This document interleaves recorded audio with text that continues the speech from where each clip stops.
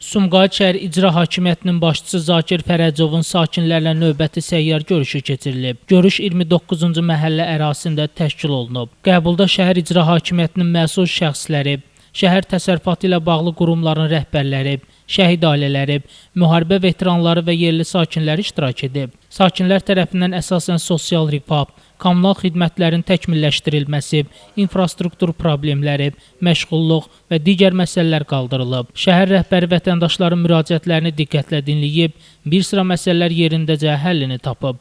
Digər müraciətlərlə bağlı isə aidiyyatı təşkilatlara tapşırıqlar verilib və nəzarətə götürülüb. Qeyd edək ki, Sumqayıt şəhər İcra Hakimiyyəti vətəndaşlarla birbaşa ünsiyyətin gücləndirilməsini, onların problemlərinin yerində dinlənilərək operativ həllini təmin etmə əsas prioritetlərdən biri hesab edir. Bu istiqamətdə keçirilən səyyar görüşlər şəhər sakinləri ilə əlaqələrin möhkəmləndirilməsinə, onların gündəlik həyat şəraitinin daha da yaxşılaşdırılmasına xidmət edir. Şəmistani Fikrətli Elbrus İsmailov, bugün informasiya proqramı üçün.